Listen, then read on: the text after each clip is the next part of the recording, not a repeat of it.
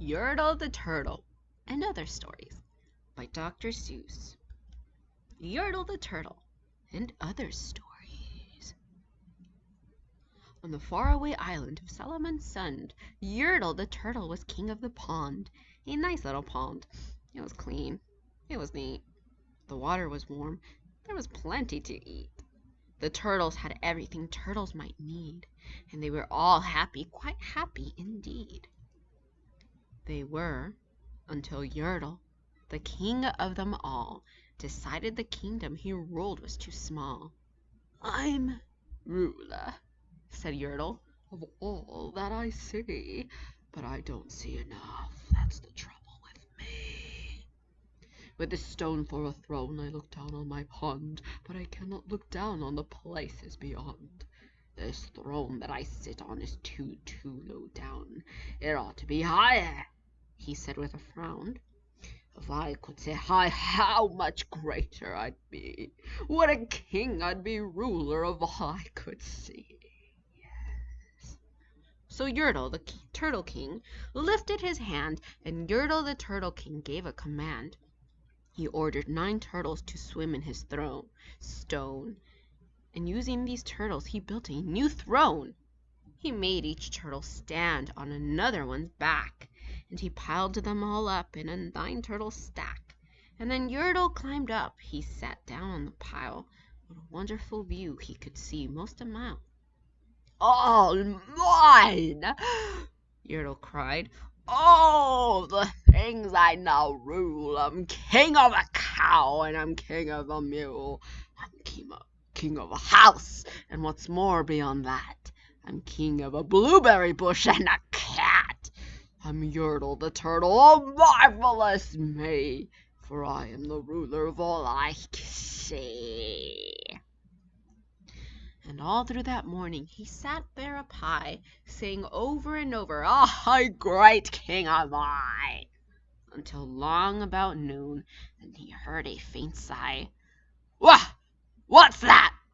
snapped the king, and he looked down the stack, and he saw at the bottom a turtle named Mac, just a part of his throne, and this plain little turtle looked up and he said, "Beg your pardon, King Yertle. I've pains in my back and my shoulders and knees. How long must we stand here, your majesty, please?" "Silence!" the king of turtles barked back. "I'm king, and you're only a turtle named Mac. You stay in your place while I sit here and rule. I'm king of a cow, and I'm king of a mule. I'm king of a house and a bush and a cat. But that isn't all. I'll do better than that. My throne shall be higher," his royal voice thundered. "So, pile up more turtles. I want about 200. Turtles! More turtles!" he bellowed and brayed. And the turtles way down in the pond were afraid. They trembled, they shook, but they came, they obeyed. From all over the pond they came swimming by dozens. Whole families of turtles with uncles and cousins, and all of them stepped on the head of poor Mac. One after another they climbed up the stack. Then Yertle the Turtle was perched up so high he could see 40 miles from his throne in the sky. "Hooray!" shouted Yertle. "I'm king of the trees, I'm king of the birds, and I'm king of the bees. I'm king of the butterflies, king of the air. Ah, me, what a throne, what a wonderful chair. I'm Yertle the Turtle, the marvelous me, for I am the ruler of all I could see." And again from below, in the great heavy stack, came a groan from the plain little turtle named Mac. "Your majesty, please. I don't like to complain, but down here below we are feeling great pain. I know up on top you are seeing great sights, but down at the bottom we too should have rights. We turtles can't stand it. Our shells will crack. Besides, we need food. We are starving." groaned Mac. "Hush up your mouth!" howled the mighty King Yertle. "You've no right to talk to the world's highest turtle. I rule from the clouds over the land, over sea. There's nothing, no nothing that's higher than me." But while he was shouting, he saw with surprise that the moon of the evening was starting to rise up over his head in the darkening skies. "What's that?" snorted Yertle. "Say, what is that thing that dares to be higher than Yertle the King? I shall not allow it. I'll go higher still. I'll build my throne higher. I can and I will. I'll call some more turtles. I'll stack 'em to heaven. I need about 5,607. But as Yertle the Turtle King lifted his hand and started to order and give the command, that plain little turtle below in the stack, that plain little turtle whose name was just Mac, decided he'd taken enough, and he had. And that plain little lad got a little bit mad, and that plain little Mac did a plain little thing. He burped, and his burp shook the throne of the king. And Yertle the Turtle, the king of the trees, the king of the air and the birds and the bees, the king of a house and a cow and a mule, well, that was the end of the Turtle King's rule. For Yertle, the king of the Salamasund, fell off his high throne and fell plunk in the pond. And today the great Yertle, that marvelous he, is king of the mud. That is all he can see. And the turtles, of course, all the turtles are free, as turtles and maybe all creatures should be. Gertrude mcfuzz. There once was a girl bird named Gertrude mcfuzz, and she had the smallest plain tail ever was. One droopy droop feather. That's all she had. And oh, that one feather made Gertrude so sad. For there was another young bird that she knew, a fancy young birdie named Lola-lee-loo. And instead of one feather behind, she had two. Poor Gertrude, whenever she happened to spy Miss Lola-lee-loo flying by in the sky, she got very jealous. She frowned and she pouted.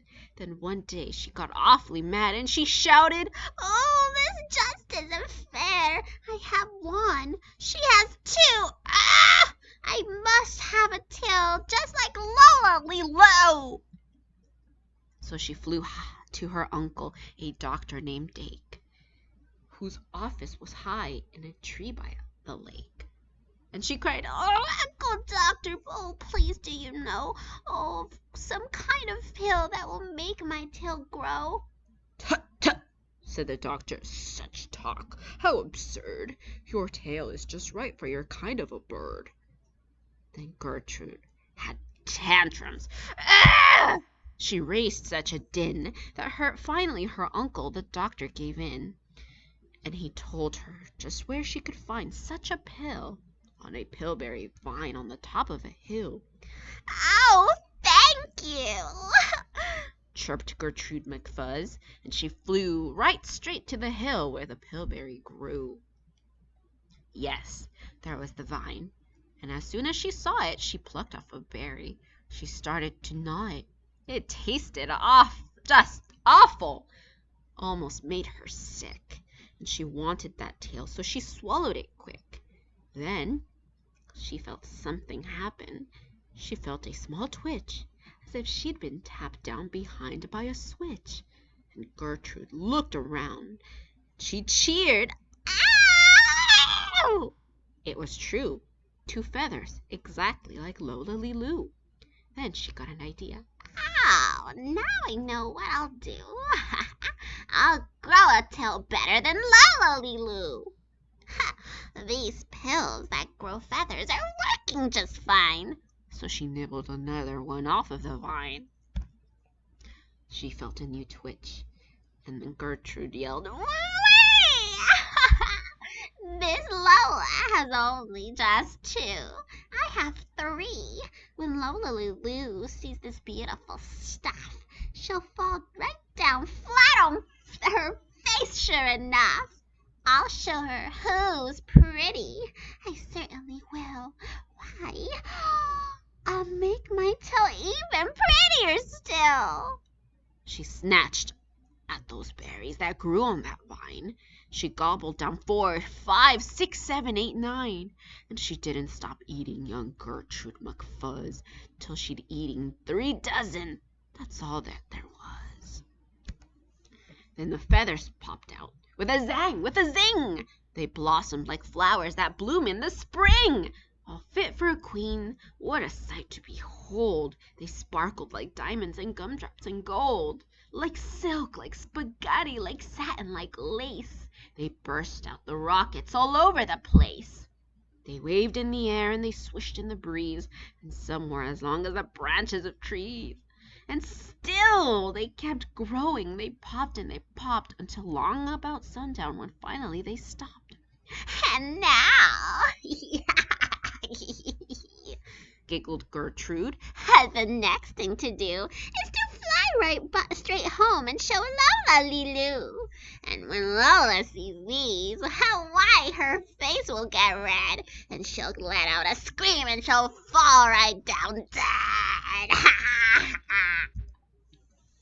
Then she spread out her wings to take off from the ground, but with all of those feathers she weighed 90 pounds. She yanked and she pulled, and she let out a squawk. Ow! But the bird couldn't fly, she couldn't run, couldn't walk. And all through that night she was stuck on that hill, and Gertrude mcfuzz might be stuck up there still. If her good Uncle Dake hadn't heard the girl yelp, he rushed to her rescue and brought out along help. To lift Gertrude up almost broke all their beaks, and to fly her back home it took almost 2 weeks. And then it took almost another week to pull out those feathers. Ah, my Gertrude was sore.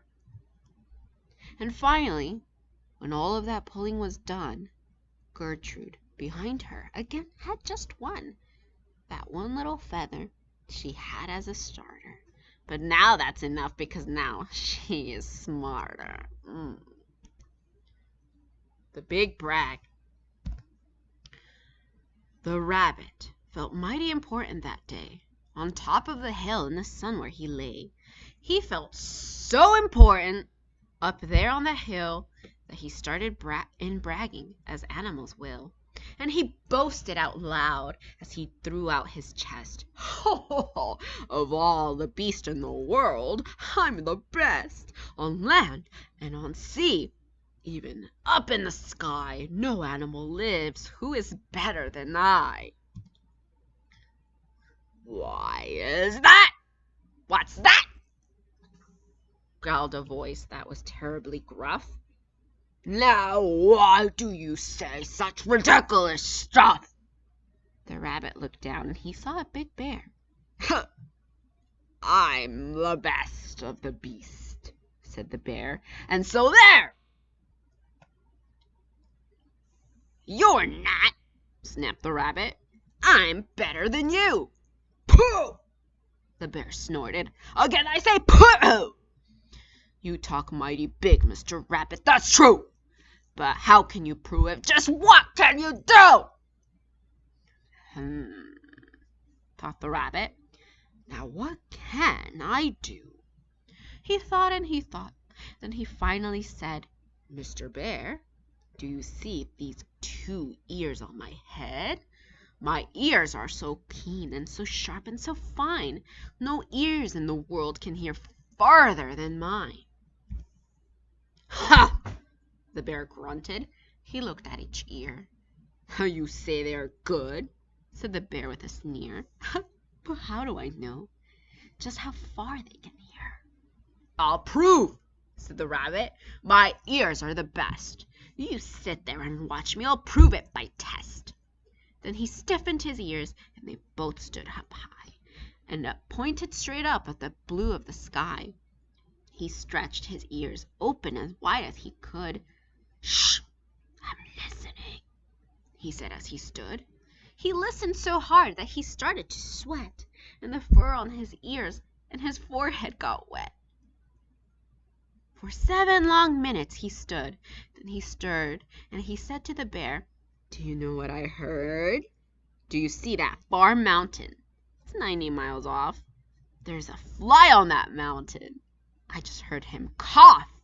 Now that cough of a fly, sir, is quite hard to hear when he's 90 miles off, but I heard it quite clear.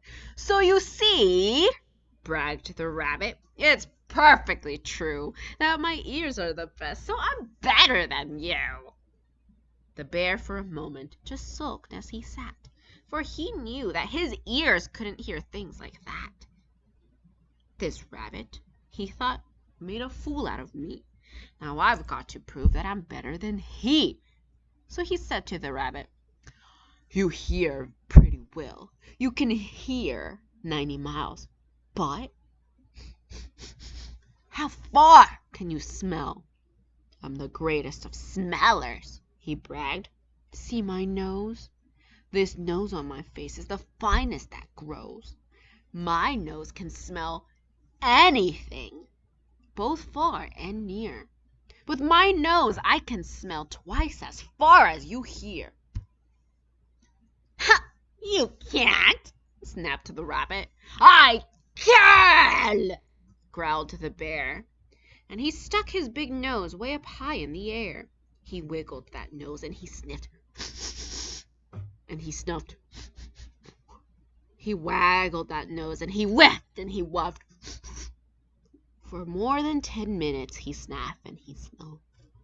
Then he said to the rabbit, "Oh, I've smelled far enough. Oh." "All right," said the rabbit. "Come on now and tell exactly how far is that smell that you smell." "Oh, I'm smelling a very far smell, ugh," said the bear. "Away past that fly on the mountain out there. I'm smelling past many great mountains beyond, 600 miles more to the edge of a pond. And way out there by the pond you can't see is a very small farm. On the farm is a tree. On the tree is a branch. On the branch is a nest. And a very small nest where 2 tiny eggs rest. 2 hummingbird eggs, only half an inch long.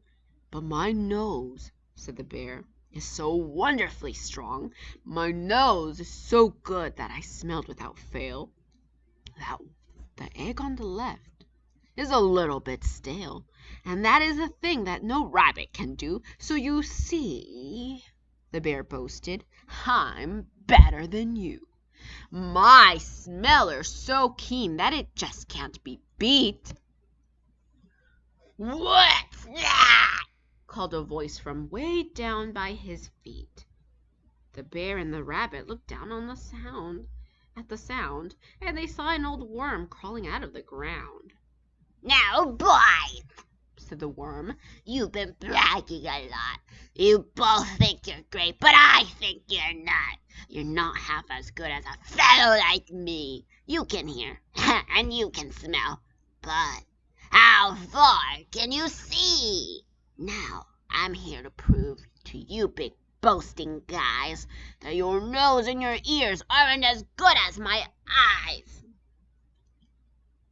The little old worm cocked his head to one side, and he opened his eyes, and he opened them wide, and they looked far away with a strange sort of stare, as if they were both burning 2 holes in the air. The eyes of that worm almost popped from his head. He stared half an hour till his eyelids got red. "That's enough," growled the bear. "Tell the rabbit and me, how far did you look and just what did you see?" "Well, boys," the worm answered, "the look that I took was a look that looked farther than you'll ever look. I looked across the ocean way out to Japan, for I can see farther than anyone can. There's no one on earth who has eyesight that's finer. I looked past Japan, then I looked across China. I looked across Egypt. Then I took a quick glance across 2 countries of Holland and France. Then I looked across England and also Brazil. But I didn't stop there. I looked much farther still. And I kept right on looking and looking until I looked round the world and right back to this hill. And I saw on this hill, since my eyesight's so keen, the 2 biggest fools that I have ever seen. And the fools that I saw were none other than you, who seem to have nothing else better than to sit here and argue who's better than who. Then the little old worm gave his head a small jerk, and he dived in his hole and went back to work. The end.